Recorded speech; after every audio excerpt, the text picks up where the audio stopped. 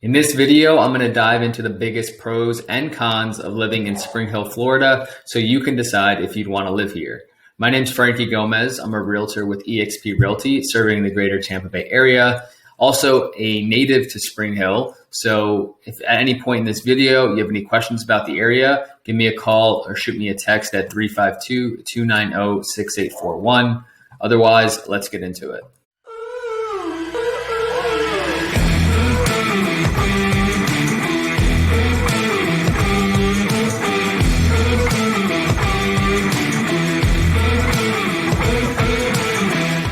All right, so I know a lot of people watching this video, or maybe even the majority of people watching this video, are going to be from out of state or out of the area. So I want to show you the map and just pretty much show you the proximity to Tampa and Orlando for Spring Hill. So if you look on the map on the right here, you'll see that there's this main road, 589, which is also called the Suncoast Parkway. It goes all the way down into Tampa. I used to make this drive every day to the airport, or around the airport. It's about 45 minutes. If there's heavy traffic, maybe 55 to an hour. But typically on a normal day, it took me about 40 to 45 minutes to get there. You take the 589 and, straight shot down to the airport and then downtown Tampa. Spring Hill is also centrally located in between Orlando and Tampa. So if you go to the east here, about an hour and 40 minutes, you'll be in downtown Orlando. So that's one benefit, is close proximity to two of the major cities. You also have Clearwater, which is about an hour and 10 minutes away. So that's the proximity. To zoom in a little bit, let me move my face. This is Spring Hill, the outlined area. To the west, you have Hernando Beach, which is a part of Hernando County. To the north is Weeki Wachee and the Weeki Wachee River and State Park. And then to the east, you have over here Brooksville and Hillendale, and you go into Dade City from there as well. To the south, as you can see here, is Shady Hills, and then into Pasco County, which is Hudson, and you also have Lutz and Odessa, Land O'Lakes. So close proximity to everywhere. If you work in one of these areas or one of these areas, or even Tampa. I used to work downtown in Tampa, so very familiar with that drive. Now let's move on. Talking about some of the statistics of Spring Hill, Florida. As you can see here, the population from 2019 is 114,000. That's a 12% increase from 2010 and a 65% increase from 2000. To put it in perspective a little bit, the city of Tampa, not the Tampa Bay area, but actual Tampa, has about 387,000 people. And as everyone knows, Tampa was voted one of the hottest markets of 2022, the hottest market, and we're expecting a lot of price growth from that. But as people flood into Tampa, my prediction is the people that have been living there for a while are going to start moving out into areas like Spring Hill, Wesley Chapel, Lutz, Odessa, maybe even the nicer areas of Newport Richey. So that's my prediction on all of this craziness going on and everyone moving from out of state to Florida. Another thing was that home values for 2022 were $265,000 in Spring Hill. That's almost a 200% increase from 2012, when the median home value was $90,000. So as you can see, a healthy growth both in population and in home values. Before jumping into the pros and cons, I also wanted to talk about the crime statistics for Spring Hill. So as you can see here, the violent crime index is 2.41. What that means is you have a 1 in 414 chance of becoming a victim of violent crime, such as battery, assault, murder. The Florida index and the national average are both higher than Spring Hill. So comparatively speaking, it's a safer place to live. The Florida index is 3.87 and the national average is 3.87. Now that was the 2.41 is a 65% increase from 2000. All right, jumping into the cons now. Number one, for me especially, is the lack of nightlife in Spring Hill. There isn't really an abundance of things to do like you would see in Tampa or Orlando or some of the other major cities, but there is some stuff to do. So I wouldn't say there's no nightlife, but there's just not, 100 different options on any given night. There are things to do though that I prefer, like Boss Ladies, Marker 48, which is a really nice brewery with outdoor seating and a lot of live music. You also have Tidal Brewing, the Hernando Beach bars and restaurants. So definitely don't get me wrong. There is a nightlife. It's just not as abundant as you'll see in Tampa. But like I mentioned earlier, Tampa is only about a 45-minute drive. So if you want to maybe spend a night in Tampa or just have a designated driver, there's definitely, some options there. Number two, also comes up a lot with a lot of my clients is the sinkholes in Spring Hill. Now, this is an issue both in Spring Hill and the surrounding areas like Pasco, Hillsborough, and even Citrus County. I have a video talking about sinkholes and how they form, and also some of the things you need to know if you're thinking about buying a repaired sinkhole property. So check that video out. I will tag it here above me. But yeah, sinkholes is another big con of living in Spring Hill and this area in general. Number three, which I don't see as the biggest issue in the world or even something that I've noticed, is drugs. There's a stigma that there's a lot of drug use and drug issues in Spring Hill. If you check the news outlets, which is the main reason why I'm mentioning this on this video, if you check online for some of the news articles, you'll see that there's a lot of, not a lot, but there's been mentions of these drug busts. And the reason I think that is so prominent is because that there's not a lot that goes on in Spring Hill. So when there's something big like a drug bust, it happens to be in the news and come up on a lot of the top searches. So that is something that I haven't seen an issue with in the past 20 years that I've lived here. But, just wanted to put it all on the table and talk about some of the things that might come up when you do your own research.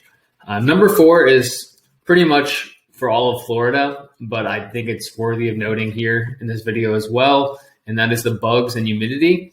As someone with a blood type that I guess mosquitoes love, I do get bit up a lot from mosquitoes when they are out, and that's just something you have to live with when moving to Florida. You also see cockroaches sometimes that will sneak into your house, palmetto bugs, and love bugs. Forgot about love bugs. Love bugs are very annoying because during the love bug season, they'll hit your car and they'll stick, and they can actually peel off your paint if you don't clean them off quick enough. So obviously bugs are a thing that everybody has to live with. With the humidity here in Florida, it can be a little bit worse, but that really tops off the cons. And now we'll jump into the pros. Pro number one when talking about Spring Hill is the cost of living and the affordability. When comparing it to other places like Wesley Chapel, Lutz, Odessa, or even Tampa, there's definitely an affordability factor. And if that's something that's top of your list when it comes to finding a place to live, Spring Hill is probably the place where you want to be. Whether you're building a home or buying a home off the market, it's definitely going to be more affordable. You might get more land for your money. So that is definitely probably the most appealing thing, especially right now with people flooding Tampa and driving the prices up. So quick statistic overall, Tampa is about 7.8% more expensive than Spring Hill, and the national average for cost of living is about 4% higher than Spring Hill as well. So overall, very affordable place to live and a great option for people that have that as one of their top priorities. Pro number two for living in Spring Hill is the abundance of outdoor activities. Now, I know the nightlife isn't the best, and I mentioned that earlier in this video, but when it comes to outdoor attractions, it's actually a lot better. You have my favorite thing to do outdoors in Spring Hill is the Weeki Wachee River, where you can kayak, paddleboard, or even take a small john boat down the river. That water is as clear as it gets, and it's actually really beautiful. I grew up going down this river and going to the parks, the Weeki Wachee State Park, where the mermaids are famous. But that's definitely the number one thing, and a lot of people from Tampa actually come there to enjoy it. Another thing is SunWest in Hudson. It's actually a man-made beach with things like wakeboarding, a floatable water park. You also can rent kayaks and paddleboards there. It has a nice beach so you can go swimming in the water, and the water is also kept very chilled. So during the summertime, it actually feels very good. Another thing is Hernando Beach. So you'll have a lot of things to do on Hernando Beach if you're a boater or if you own a boat. They have marinas for you to store them, and they'll drop them for you the morning of your trip out. You also have fishing charters and can rent boats if you're not a boat owner yourself. Another thing something that I really don't do much is go hiking and take some of the trails in around Spring Hill or up north in the Weeki Wachee and Crystal River area. And there's also some wildlife sanctuaries around the Big Cat Rescue near Brooksville. So there is a lot to do when it comes to outdoor activities, which kind of makes up for the lack of nightlife. Pro number 3 for living in Spring Hill is the beaches. Now, you're not, 2 minutes away from the beach like you would be if you lived in Clearwater or Treasure Island, but the beach is only about an hour away, whether you're going to Clearwater, Treasure Island, Madeira, places like Tarpon Springs, or even Bradenton Beach, which is probably another 20 minutes. So you're talking about an hour and 20, hour and a half to get to some of the nicest beaches in the world. And if it's not something you're doing every week, then it's definitely very viable for people that are living in Spring Hill, because if you wanted to take a weekend trip or just a day trip, it's really not that bad at all. You're talking about an hour there and an hour back. I wanted to jump back into the map view to go over pro number 4, which is constant development in Spring Hill. So as I mentioned earlier, there is a lack of nightlife. There's not as much to do as places like Tampa, but they are constantly developing it. For instance, State Road 50 here, which most people might be aware of, it goes from Spring Hill all the way into Brooksville, and then connects with 19 and goes down all the way into Pasco, Newport Richey, all the way down to Holiday and Palm Harbor, stuff like that, and then up north to Crystal River.